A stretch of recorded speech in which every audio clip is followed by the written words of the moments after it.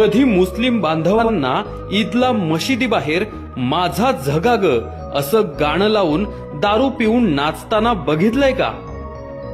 कधी ख्रिश्चनांना येशूंच्या समोर शांताबाईचं गाणं लावून मावा खाऊन नाचताना बघितलंय का? कधी जैन लोकांना त्यांच्या मिरवणुकीत आला बाबूराव गाणं लावून नाचताना बघितलंय का?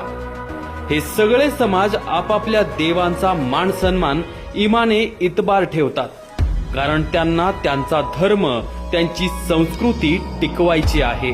मग आमच्या हिंदू धर्माच्या देवांपुढेच डॉल्बी साऊंड आणि दारू पिऊन अश्लील गाणी लावून नंगानाच का? हा कलंक हिंदू सणांनाच का लागला आहे, की आपणच लावला आहे? डॉल्बीवर अश्लील गाणी लावून आपणच आपल्या देवांचा, हिंदू संस्कृतीचा अपमानच करतो आहे.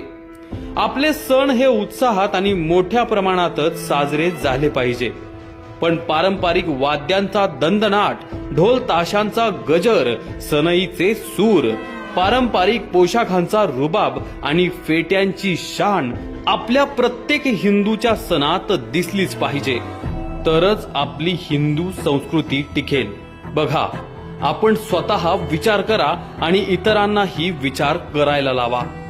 पप्पी दे पारूला, आवाज वाढव डीजे तुझ्या आईची, चिमणी उडाली भुर्र, पोरी जरा जपून दांडा धर, झिंग झिंग झिंगाट, शांताबाई शांताबाई अशी गाणी कधी मशिदींच्या भोंग्यावर, ख्रिस्ती, जैन, बौद्ध, सीख, पारशी यांच्या धार्मिक स्थानांवर अथवा उत्सवांमध्ये वाजवलेली ऐकली आहेत का कधी?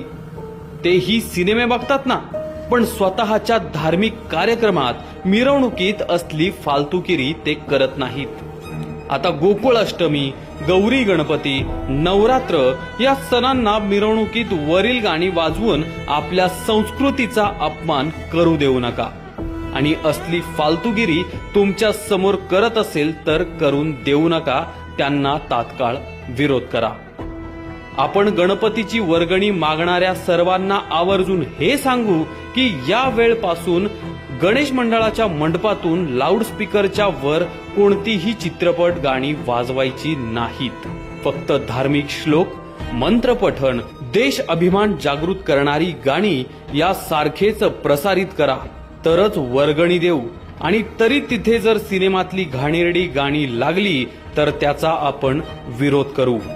आपण गणेश विसर्जन मिरवणुकीत पण सर्वच मंडळाने हा नियम पाळला पाहिजे. मराठी गाणी सुद्धा चालतील, परंतु कशी? तर लता दीदी, आशाताई,